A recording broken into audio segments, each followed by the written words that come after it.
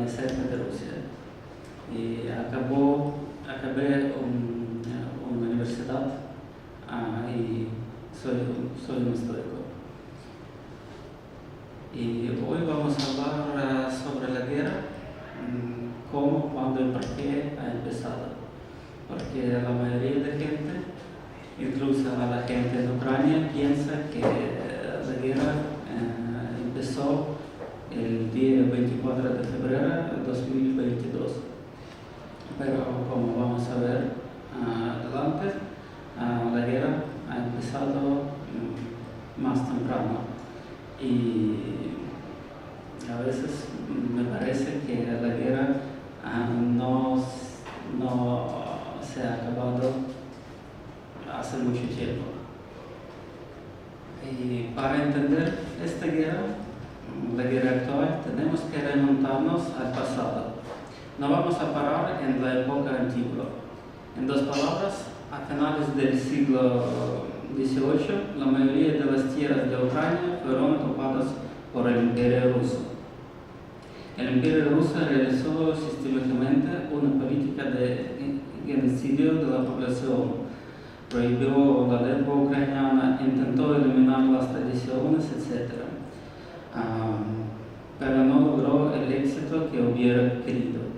Durante la Primera Guerra Mundial, en 1917, Ucrania declaró su independencia y en 1919 se unificó con la parte ucraniana del oeste. El Imperio Ruso dejó de existir. Sobre sus ruinas surgió el Estado comunista, la Unión Soviética, que se sentía el heredero del imperio y quería devolver sus territorios, o mejor dicho, lo que creía suyo.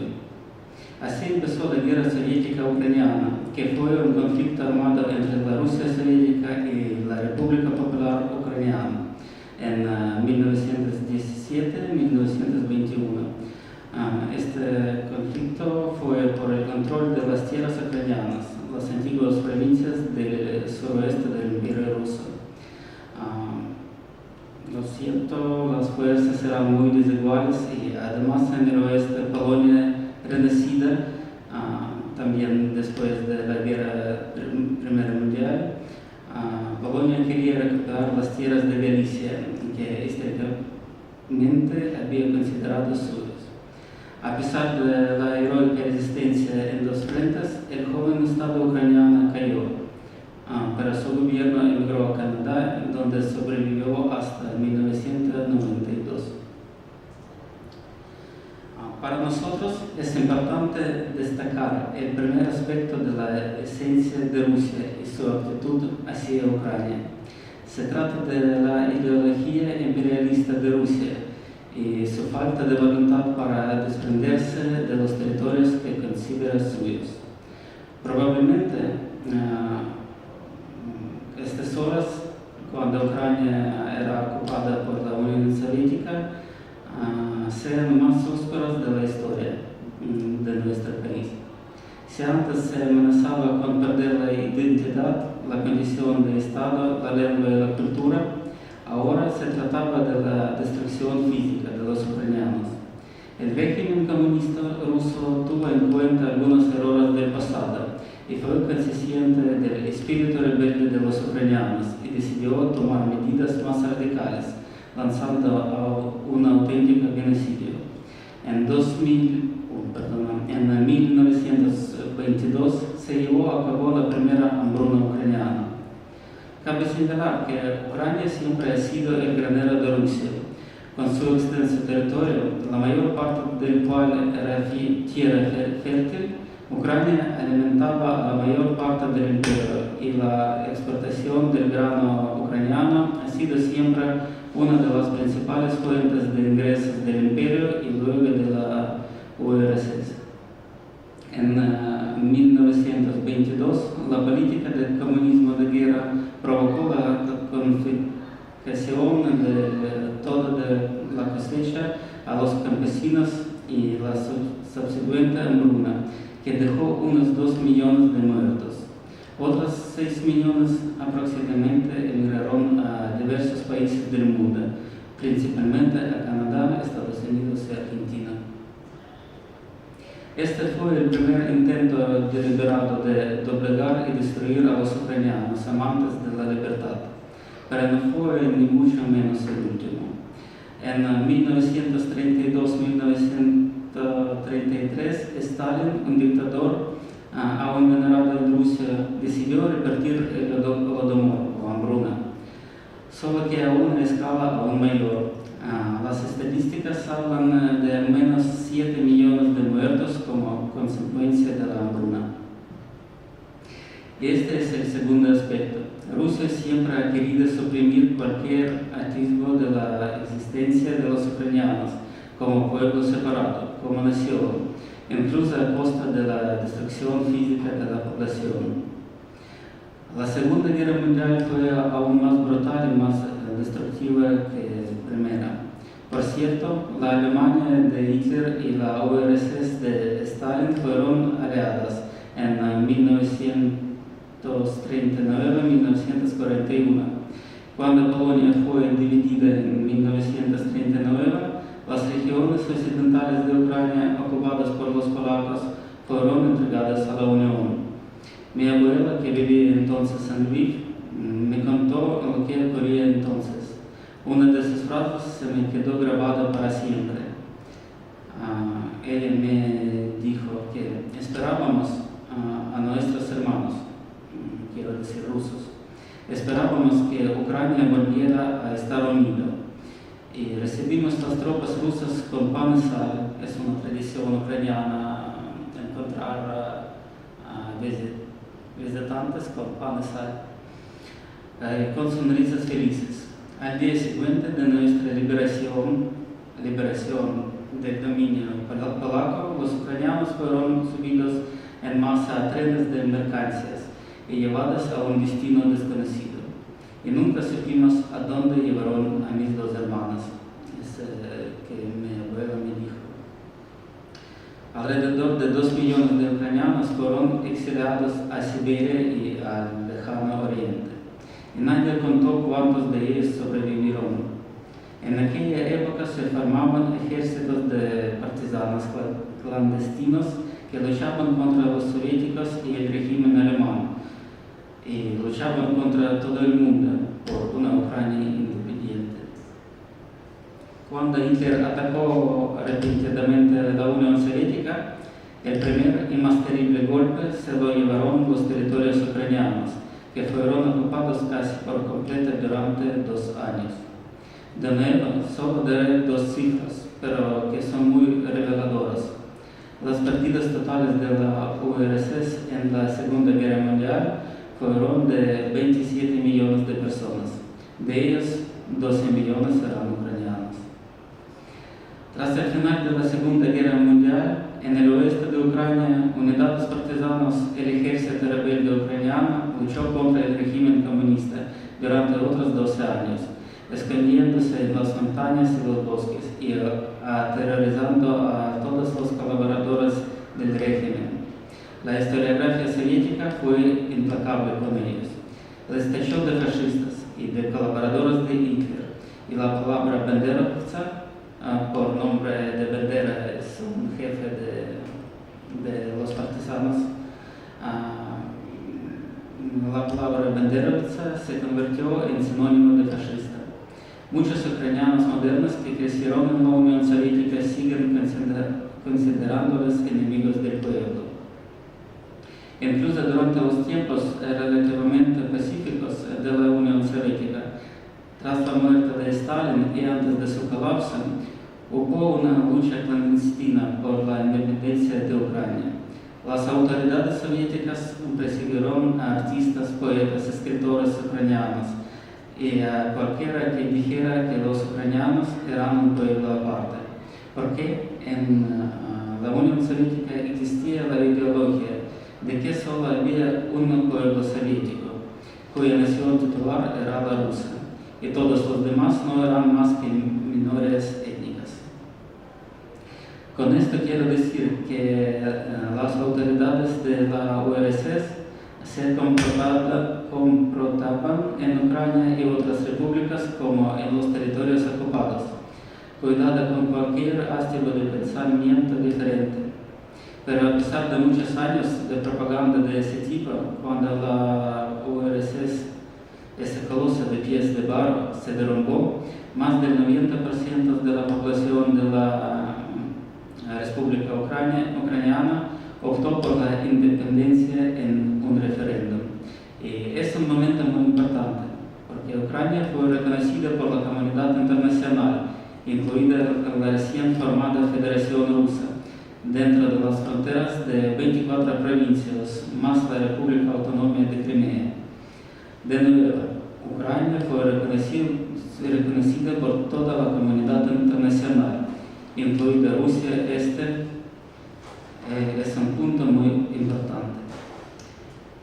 Incluso si no tenemos en cuenta la historia anterior, y esto es imposible, este hecho por sí solo de la legitimidad a Ucrania como Estado y al mismo tiempo convierte en ilegítima y criminal cualquier injerencia en sus asuntos internos, violación de sus fronteras y de su integridad territorial. A diferencia de, por ejemplo, Yugoslavia, el colapso de la URSS fue casi incruento y bastante pacífico.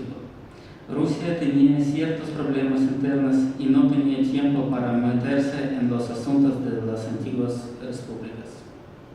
Sin embargo, debo mencionar un acontecimiento que pasó casi desapercibido para la mayor parte del mundo, pero creo un modelo para las acciones posteriores de Rusia en los territorios postsoviéticos. Se trata de la guerra de Transnistria, un conflicto militar que estalló a principios de los años 90 entre la República de Moldavia y la autoproclamada República Moldava de Transnistria, apoyada por la Federación Rusa. La esencia del conflicto era que unidades militares rusas apoyaban a la parte prorrusa de la población moldava y formaban un enclave en el territorio de un país soberano, no reconocido por el mundo. Todo ello con el pretexto de proteger a la población rusoparlante. Esto demostró que Rusia no había abandonado la política imperial de sus predecesores, el Imperio Ruso y la Unión Soviética. Pero esta señal que Ucrania debería haber escuchado ante todo fue ignorada o malinterpretada. Tal vez la razón fuera un nuevo sentimiento de libertad y la esperanza de que todos los estados recién formados ocuparan su lugar en el mundo civilizado. Por lo más probable es que se debiera a la falta de experiencia y a la negligencia criminal de las autoridades ucranianas de la época. Y es una mapa de conflicto en Transnistria. El color rojo es un enclave que no está conocida por el mundo. Esta última tesis se ve confirmada por la firma del llamado Memorando de Budapest, según el cual Ucrania debía desecharse de las armas nucleares a cambio de garantías de seguridad por parte de Estados Unidos, la Gran Bretaña y Rusia, y poco después Francia y China. Hay que tener en cuenta que tras abandonar la URSS, Ucrania era la tercera potencia nuclear del mundo, tras Rusia y Estados Unidos, y un ejército regular de casi 2 millones de soldados. Así pues, a cambio de garantías de seguridad, incluidas, insisto, las de Rusia, Ucrania dejó de ser una potencia nuclear, lo que sin duda afectó a sus capacidades de defensa. Hablaré de lo que ocurrió con el ejército ucraniano de aquella época un poco más adelante. También me gustaría señalar que, además de las armas nucleares que Rusia recibió en virtud del memorando, también recibió muchas armas tácticas no nucleares, como misiles balísticos de largo alcance, que ahora se utilizan para bombardear soldados ucranianos. Y mientras el motivo de los países occidentales era garantizar la estabilidad en la región y reducir el número de países poseedores de armas Rusia obtuvo un doble beneficio. Recibió estas armas y redujo las capacidades de defensa de Ucrania para el futuro. Así pues, tenemos otro factor a favor de la inevitabilidad de la guerra. Mientras tanto, sonaba otra campana, mucho más fuerte, de la falta de voluntad de Rusia de desprenderse de sus territorios y de su disposición a promover la idea de hacerlo por la fuerza. Estamos hablando del conflicto que resonó en todo el mundo y que demostraron una vez más las ambiciones y la esencia imperial de Rusia.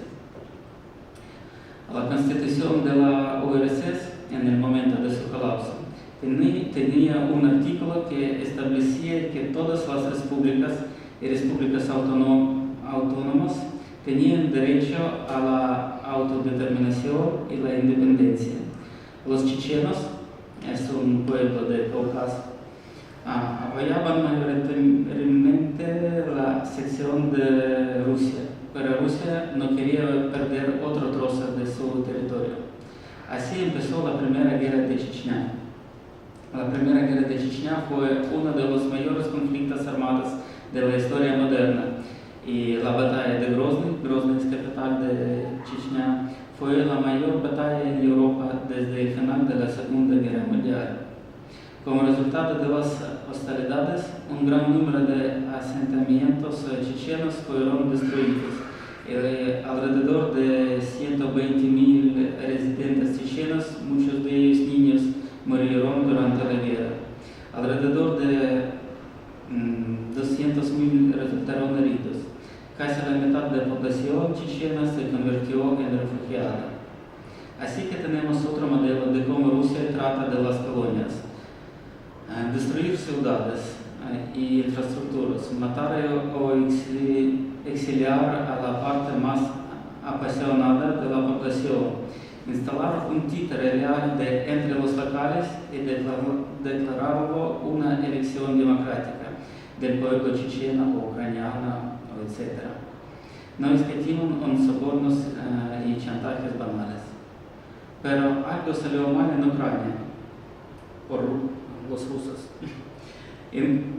Incluso el presidente Kuchma, completamente prorruso, que destruyó sistémicamente el ejército y la industria de defensa de Ucrania, bajo el susurro silencioso del Kremlin, está escribiendo un libro titulado Ucrania no es Rusia. Ni siquiera él se atreve a violar la constitución de Ucrania y optar a un tercer mandato debido a las protestas a gran escala del pueblo ucraniano. En 2000, Vladimir Putin, un joven y ambicioso presidente y antiguo agente del KGB, llegó al poder en Rusia. Da la impresión de ser un líder democrático, pro-occidental, recitando una línea de acercamiento a Estados Unidos y Europa. También introduce algunas reformas para demostrar la disposición de Rusia a convertirse en un Estado verdaderamente democrático y en uno de los líderes mundiales. Y lo notable es que ha sido capaz de mantener esta ilusión durante bastante tiempo. Sin embargo, fue al principio de su gobierno cuando Rusia dio su primer paso tentativo para apoderarse del territorio ucraniano. En octubre de 2003, Rusia inició unilateralmente la construcción de una presa desde la península de Taman, que está en Rusia, hacia la isla ucraniana de Tuzla. Esta isla tiene una superficie de 35 hectáreas, 6,5 kilómetros de largo y 500 metros de ancho, y se encuentra a 4 kilómetros de la orilla ucraniana y a 5,5 kilómetros de la orilla rusa. La presa debía conectar Tuzla con la parte rusa del continente y convertirse así en un territorio ruso.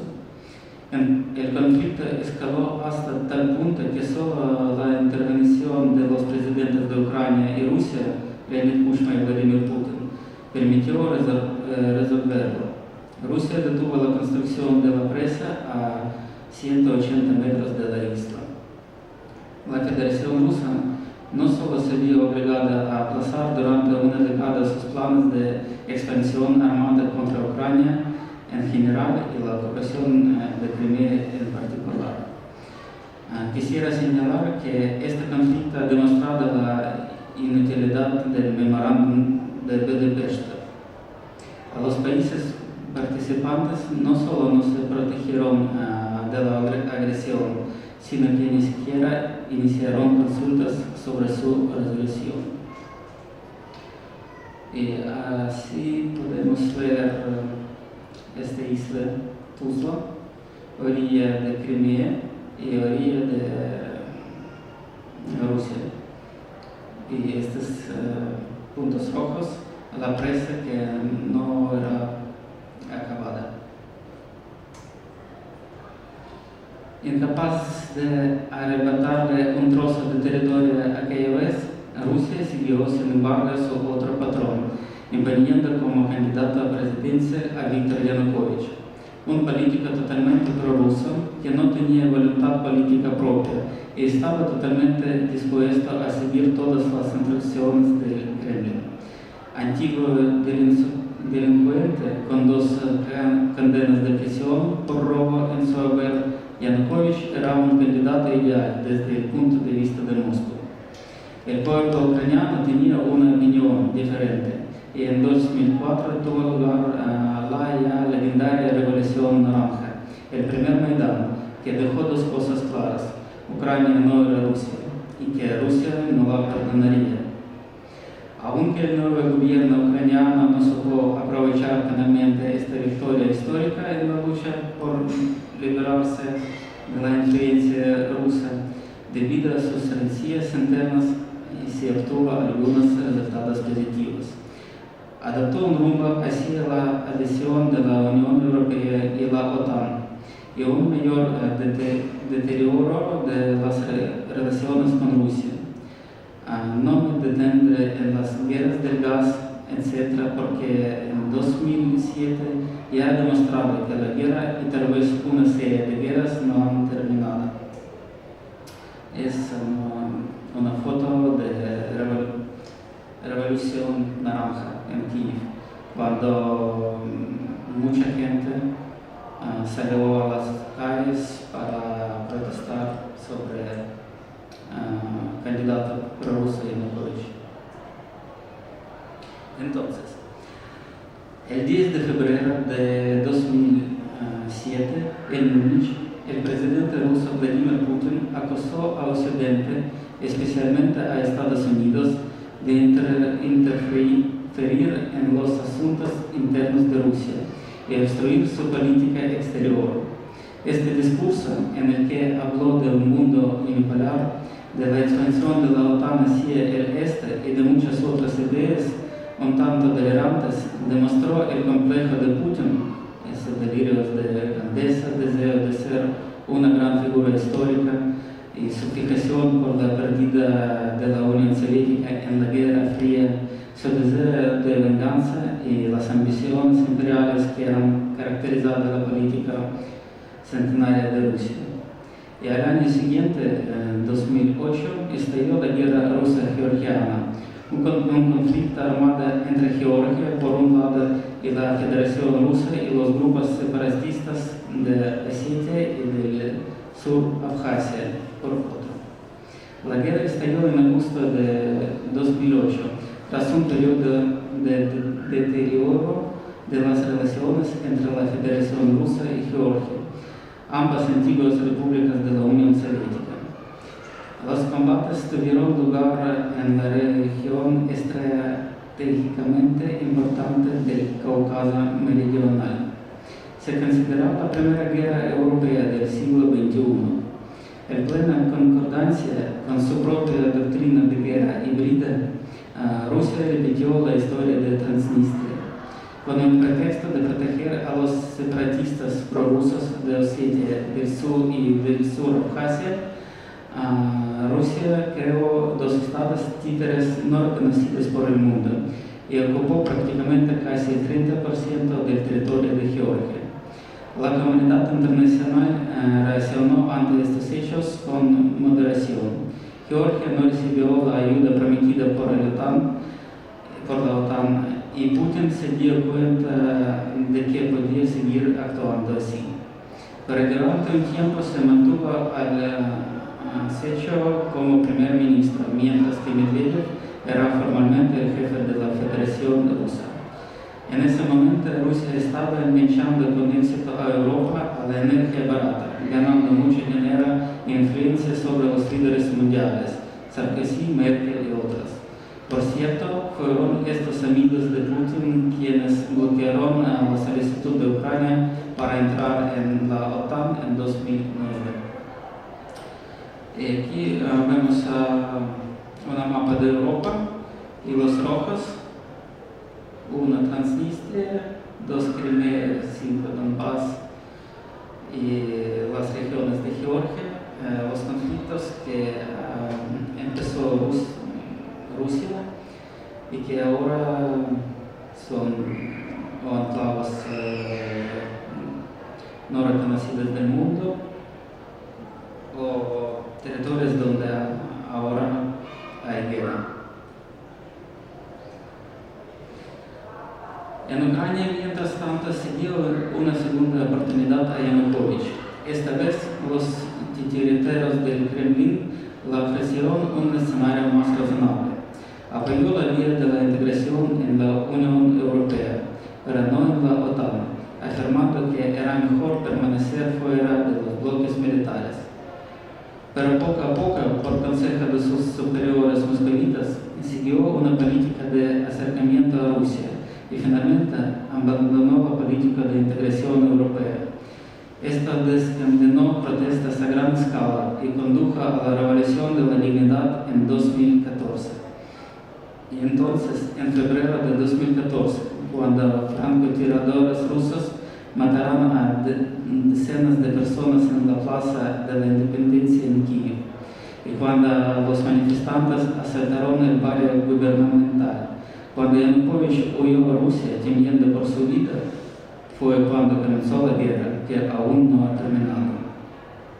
Aprovechando cierta confusión y la ausencia temporal de facto del poder en Ucrania, las fuerzas especiales rusas con uniformes sin distintivos invadieron de nuevo Crimea con el pretexto de proteger a la población rusoparlante. Todo ello siguiendo órdenes de Putin, aunque las autoridades rusas negaron oficialmente durante mucho tiempo cualquier implicación en estos hechos. Según su versión, quiero decir, versión de rusos, que desde hace tiempo se ha convertido en un meme en Ucrania. Entonces, estas tropas rusas eran gente educada dentro de las voluntarias de Crimea y los uniformes militares rusos se pueden comprar en cualquier tienda militar. Y solo al cabo de un tiempo, viendo la reacción de la comunidad internacional que no aprobó la anexión de la península, incluso impuso algunas sanciones a Rusia. Pero ahí se acabó todo. Putin admitió que eran rusos desde el principio e incluso se jactó de este hecho. Dijo lo brillantemente que lo había organizado todo. Y en este mapa podemos ver que los rusos salieron a Crimea a través de Isla Tuzla y Ciudad Kerch, como ellos intentaron en 2003. Por lo tanto, podemos decir con seguridad que la guerra armada agresiva de Rusia contra Ucrania comenzó en el 20 de febrero de 2014. Su primera etapa fue la anexión relativamente incruenta de la península de Crimea, seguida de un falso referéndum sobre su adhesión a la Federación Rusa. Cabe señalar que en aquel momento Ucrania ni siquiera tenía presidente.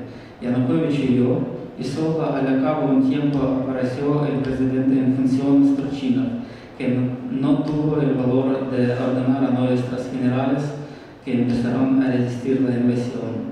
Además, casi toda la población ucraniana estaba conmocionada y no podía creer que esta invasión fuera siquiera posible. El siguiente paso de Putin fue seguir el modelo de Crimea, pero estuvo lejos de tener éxito. A principios de marzo de 2014 comenzaron las manifestaciones a favor de la celebración de referendos para la secesión de Ucrania en ciudades y regiones del este de Ucrania, principalmente en Donetsk, Luhansk y Kharkiv. Varios miles de rusos de las regiones fronterizas con Ucrania fueron traídos para crear la imagen. Se hicieron pasar por ucranianos y intentaron tomar edificios gubernamentales. Tuvieron éxito en Donetsk y Lugansk, pero fueron repelidos en Kharkiv. Yo vivía en Kharkiv y estaba cerca del edificio de la administración estatal ese día. Y recuerdo muy bien estos acontecimientos. Y si les interesa conocer el relato de un testigo presencial, podemos volver sobre este tema en la segunda parte de nuestra sesión, parte de preguntas y respuestas. Si Kharkiv tuvo suerte, Donetsk y Lugansk sufrieron, por desgracia, un destino diferente.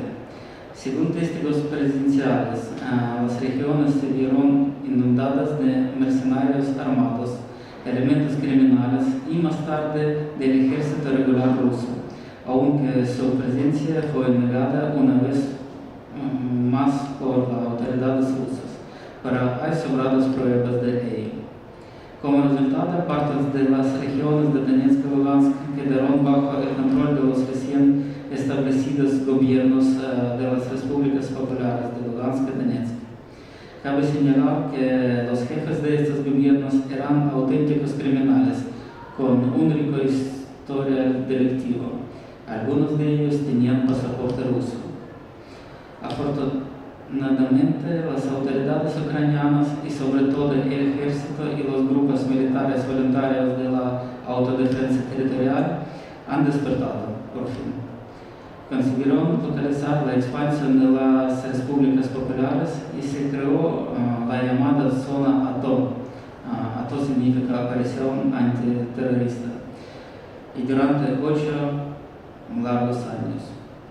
Fue en esas batallas incluidas algunas derrotas sensibles, donde las Fuerzas Armadas de Ucrania adquirieron una experiencia que ahora ayuda a disuadir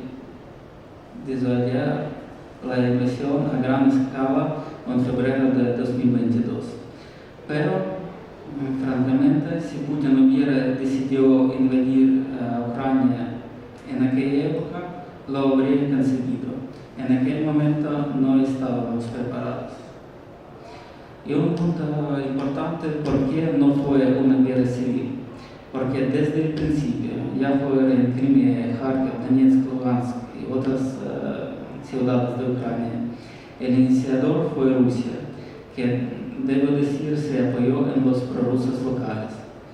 Y ni siquiera es cierto que los colaboracionistas fueran mayoría, porque la mayoría de la población fueron a los territorios controlados por Ucrania.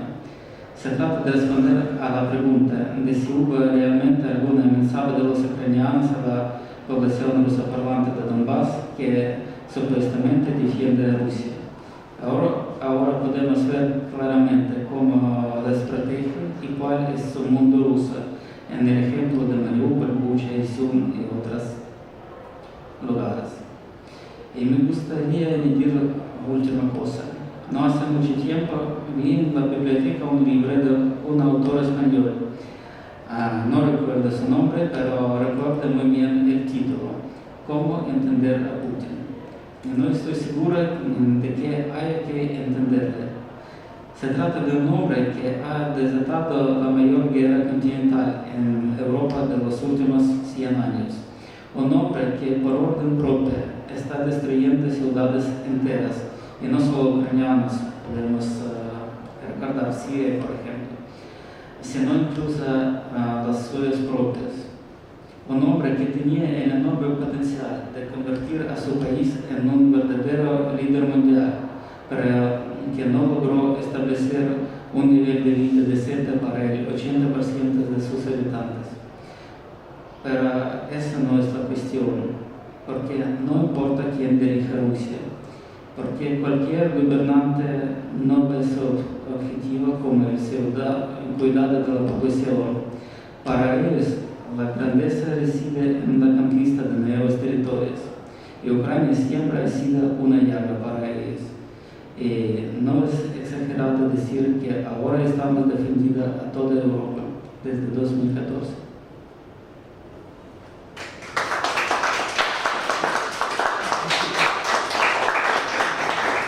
Y ahora, si alguien tiene preguntas, voy a intentar responder.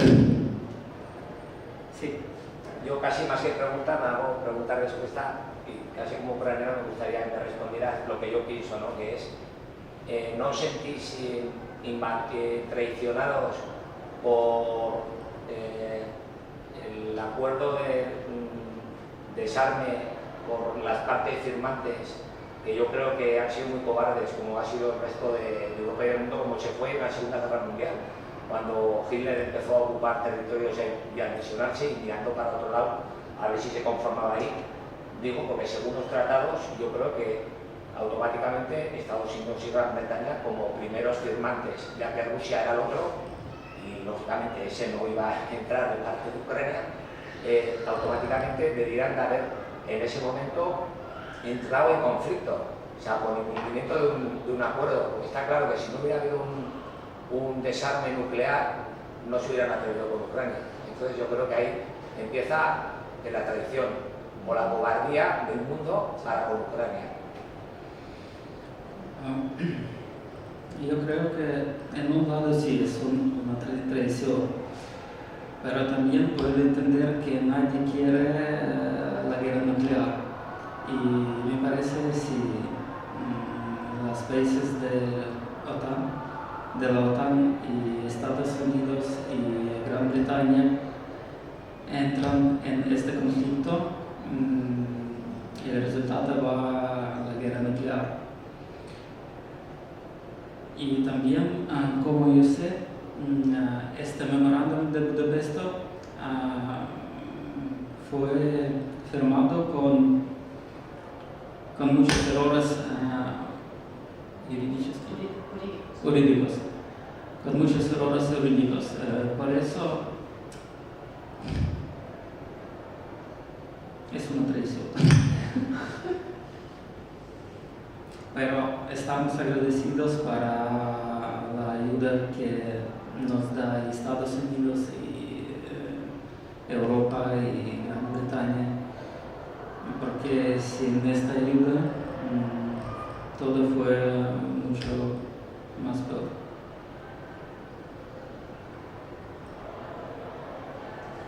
Sí. Una duda. Yo a veces pregunto, ¿cuál sería, es mejor ahora, la solución sería quitar a Putin o hay gente que es más radical que Putin ahora? Porque ahora hay un problema que hay, Putin es lo que es y ha demostrado que es un genocida, que es un criminal, pero claro, ahora hay mucha gente que si pudiésemos eliminar a Putin, ¿se solucionaría el problema? Por algún tiempo sí. Me parece por algún tiempo que sí, pero en 10 años, en 5 años, la guerra va a repetir. Es una gran pregunta porque, por ejemplo, he leído sobre Hitler que Stalin no quería que alguien mata a Hitler, porque con otro jefe de Alemania fascista, por ejemplo Francia, Inglaterra y Estados Unidos podía hacer un paz, ¿sí? Un contrato, y solamente con Hitler no podía hacer ningún contrato, ninguna paz. Y en caso de Putin, me parece que la situación más o menos es la misma. Porque Putin, es mi opinión, Putin es primero cobarde, segunda,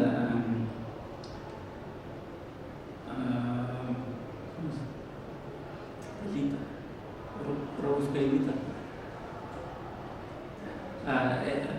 Los élitos de rusos ahora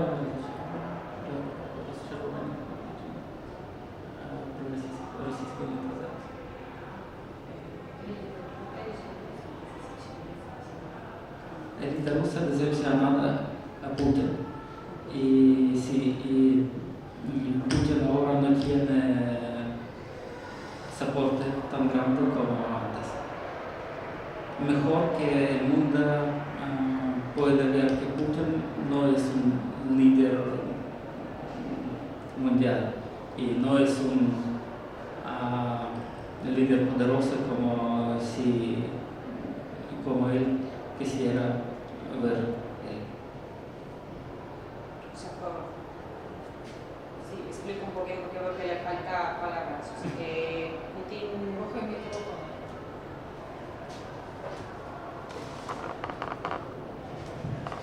No sé si me oís bien. Sí, o sea, lo que entiendo lo que quiere decir, entendí en ucraniano, que no, Putin no es el líder tan fuerte como podría ser para ganar Ucrania. O sea, y es para nosotros mejor, porque si sería más listo y tenía estrategias mejores, pues podría conseguir más cosas.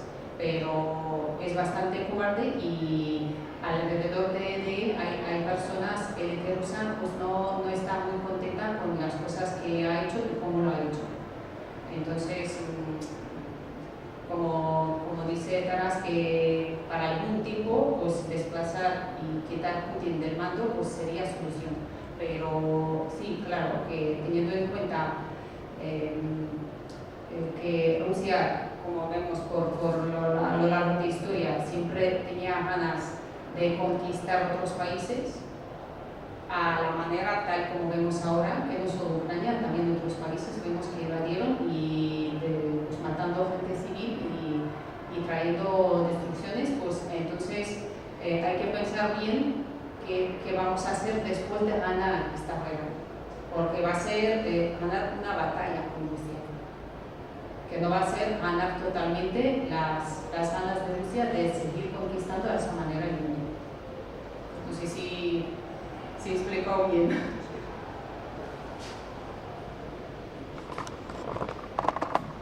Si queréis más preguntas. Europa dicen que se construye en las crisis y yo creo que Europa ha aprendido que necesita tener defensa. Yo tengo la esperanza de que la próxima vez Ucrania esté incorporada dentro de la Unión Europea, incluso en la OTAN, y que no se sienta amenazada porque esté defendida dentro de ese marco. También pienso que han sembrado la semilla de la disolución, por lo menos parcial, de parte de lo que hoy es, yo no diría ya la Federación Rusa, diría el Imperio Ruso. Me recuerda un poco la gran Serbia, que se acabó convirtiendo en la microserbia, porque quiso comerse a Croacia, a Bosnia y al final perdió Kosovo. Para mí el cáncer de Rusia son las madres de los rusos que están muriendo. Me acuerdo de las madres de la Plaza de Mayo, porque tú puedes envenenar a tus opositores, pero cuando has matado o has mandado a la muerte a los hijos de muchas madres que se van a quedar fantasmas, que ya sin ilusión de nada, yo creo que no hay cosa que pueda hacerle más oposición a Putin que esos miles de mujeres que han perdido a sus maridos o han perdido a sus hijos. La pregunta sería, no sé si ahí estoy equivocado, que el principal enemigo de de Putin, son esas mujeres, esas madres, que muchas no saben que ya han muerto sus hijos o que van a morir.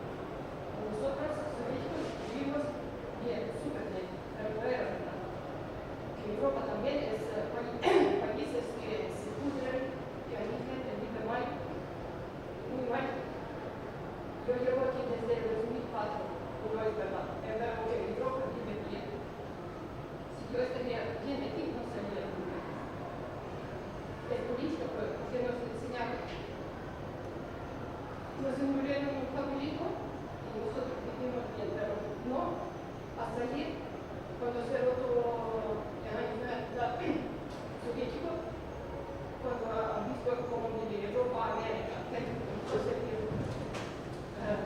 aquí el negocio es una vida diferente.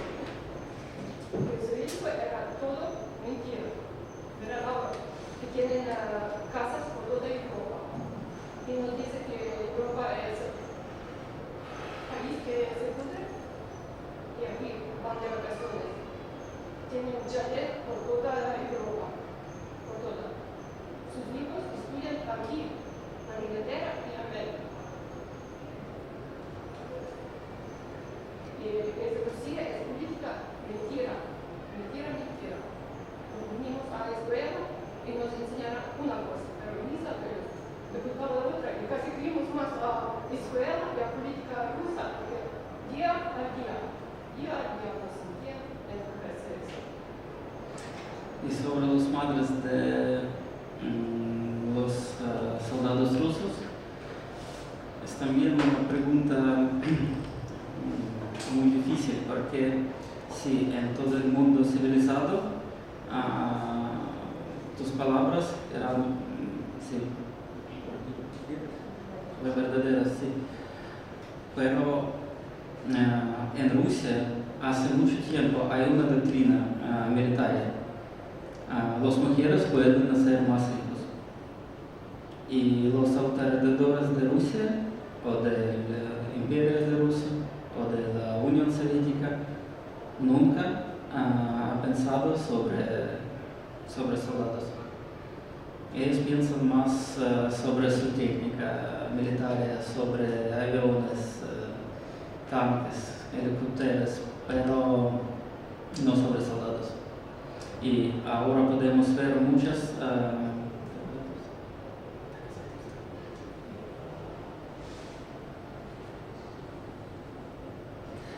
muchas casos cuando las madres de los soldados rusos que murieron en Ucrania reciben algunos regalos del gobierno, un coche o no sé, algunos dinero o alguna comida. Por ejemplo, fue cosas cuando las madres en Oriente Lejos,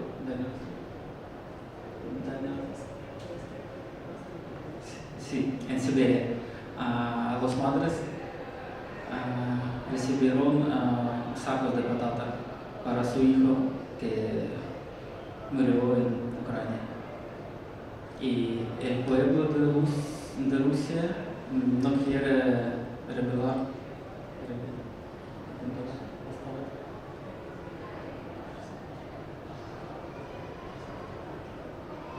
No quiere decir nada contra la política de Putin. Es un gran tema sobre los rusos y el pueblo de Rusia y el gobierno de Rusia, porque son cosas totalmente diferentes. La ideología del pueblo ruso es soy fuera de política. Yo no quiero saber nada porque el gobierno sabe mejor y yo no quiero saber nada.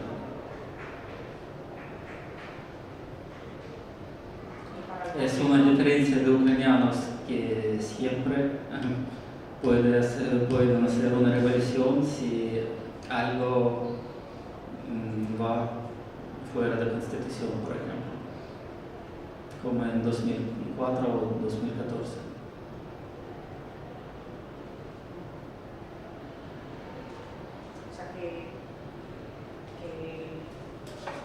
Lo que me gustaría añadir, que como comentó también la mujer del centro, no la veo, pero durante muchos años la vida humana en Rusia no tiene ningún valor. O sea, pues no tienen, o sea, que allí crecen en familias sabiendo que por el gobierno, por el líder que tienen, pues en ese caso Putin, se pueden morir y es una cosa natural y normal. Y como dice Taras, pues allí la gente pasa de política porque confían mucho a las decisiones de políticos.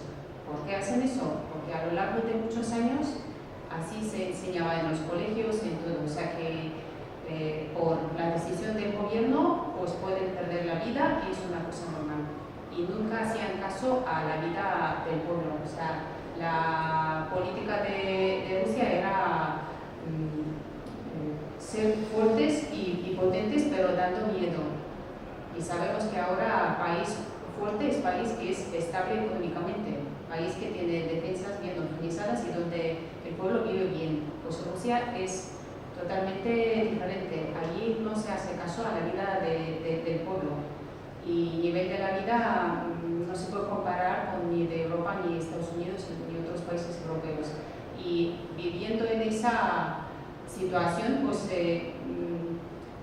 no sé si las madres ahora mismo son para entender que se pueden enfrentar contra el gobierno por las decisiones de Putin, contra las decisiones de Putin, porque tienen mentalidad un poco en la mente otra idea. O sea que allí la vida humana no tiene ningún valor.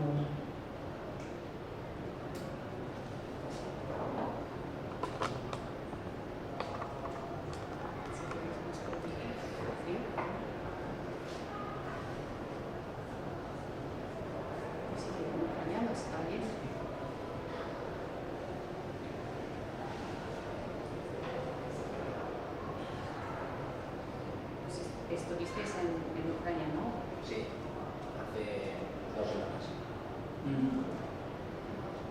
En Leópolis.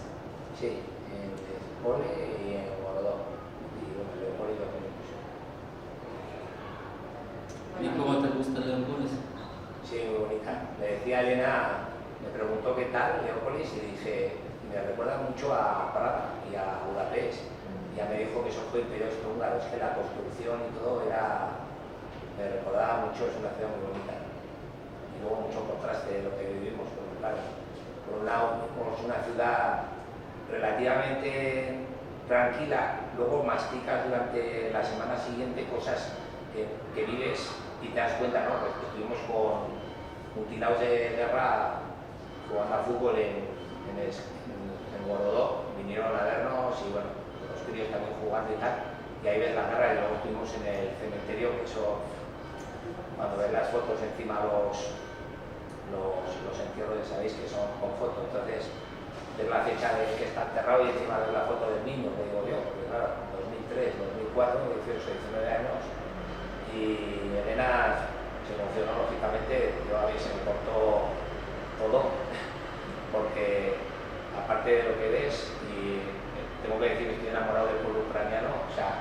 desde 2014 sigo lo que va pasando y entiendo todo lo que ha pasado, porque el problema es mucha gente que no sabe porque no tiene o memoria o interés en memorizar lo que se ha ido relatando, porque se ha relatado esto, o sea, esto ha empezado, y yo digo que los primeros muertos por Europa fueron en el Maidán, con los fusilados o tiroteados y tal. Bueno, entonces, me dio lo de los contrastes, ¿no? Cuando volví, dije, he visto una ciudad normal en medio de haber visto mutilados, de haber visto un cementerio, pero luego pensé, no he visto una ciudad normal, porque yo he andado por Leópolis y he visto la gente que intenta hacer vida normal, pero no recuerdo una risa, una carcajada o un alboroto de decir, ¿no? Todo el mundo estaba ahí, pero nadie estaba verde. Entonces, te das cuenta de que, y eso que es una zona relativamente tranquila, bueno, tuvimos una alarma que, la verdad que oír sonar las sirenas, no las has oído nunca, impresiona. Por suerte luego nos enteramos que habían tirado 30, no sé si eran drones o lo que eran, pero habían interceptado todos, pero bueno, por ahí vivimos y la verdad que y fui con una ilusión de hacer una serie de cosas que ya sabía que teníamos que hacer, pues, pero le quería poner imágenes y he vuelto con más ideas y si tenía ganas de hacer algo, ahora tengo muchísimas más, pero... Eso sí, yo también estuve hace poco y en la zona relativamente tranquila, pues en el oeste de Ucrania, y es cierto, como dices, la gente está trabajando y lo hacen bien porque un año y medio vivir en un país sabiendo que te pueden bombardear en cualquier momento, que al lado, cerca de ti, a algunos kilómetros, la gente se está muriendo con bombardeos por ataques y por todo, pues no es nada, no puede relajar. La gente un año y medio vive en condiciones de estar en un estrés, en una depresión muy profunda. Y yo creo que eso que están trabajando, ocupados, haciendo cosas, les evita meterse en una depresión. O sea que estando ocupados, pues es cuando pueden un poquito distraerse de las cosas. Y es cierto, como dices, trabajan, se mueven, hacen cosas, pero en los ojos se ve que disfrutando de eso no están. O sea, porque entienden la situación que lleva el país y entienden que yo la verdad encontré a una amiga que hace muchos años que no la vi y digo, ¿qué tal estás? Y me dice, pues no me quejo, tengo casa, tengo comida, tengo luz y nadie me amenaza. O sea que con esto ya están contentos y ya está. O sea, como que impresiona cómo la gente se organizaron y se enfrentaron emocionalmente a lo que tienen en el país. Porque vale un mes o dos, pero ya son año y medio. Es mucho tiempo y tampoco se ve muy clara la salida o perspectiva de cuándo va a acabar, porque nadie sabe, igual en un mes, igual en un año, igual en 5 años, no se sabe. Entonces vivir en esas condiciones no es fácil, pero yo la verdad de mi pueblo orgullosa, porque se enfrentaron y físicamente y emocionalmente, o sea que hacen un trabajo enorme. Eso sí, como dices, vas allí y ves cosas que la gente vive, siguen viviendo y trabajando, luchándose cada uno a su manera. Alguien en la frente, alguien dando clases en colegios, en hospitales, en las tiendas, acudiendo a la gente, pero está bien a cierto modo pues seguir allí, seguir viviendo allí, trabajando y levantando poco a poco el país, pues eso es también la lucha y impresiona si visteis eso, pues gracias que os fijasteis en detalles, porque al final ver cómo vive el pueblo, aparte de ver la guerra, pues eso me parece muy importante.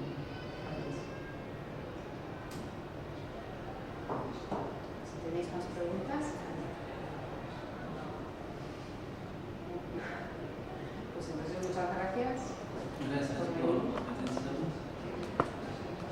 por venir.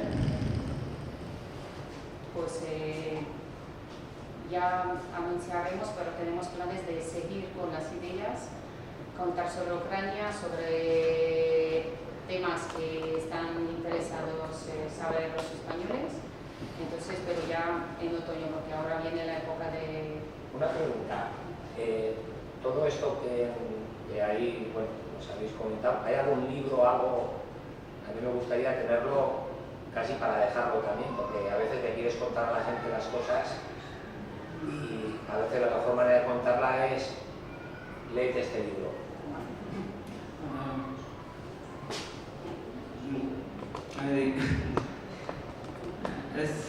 Este texto escribí yo, Sí. y es como resumen. Lo que está muy bien. Yo me había quedado en el 2014, pero luego he recordado lo de la Revolución Naranja, un poco te olvidas de... Yo estuve en 2008-2009, era la crisis del gas, entonces también se inició ahí un poco, y la verdad que el resumen ese, si lo podéis publicar o que lo publiquen en algún sitio, para que la gente lo lea, porque... Bueno, de hecho tuvimos idea de hablar con periódicos, a ver si les interesa hacer un ciclo de temas, pues en Diario de Navarra, Diario de Noticias, pero todavía no contactamos, pero sí que eso sería buena idea, así la gente podría saber un poquito a través del periódico. Incluso un panfletico de estos... Sí. Yo si hubiera visto un libro aquí hoy, me lo hubiera Sí. comprado. Pues para la próxima preparamos. Vale, muy buena idea. Gracias. Gracias.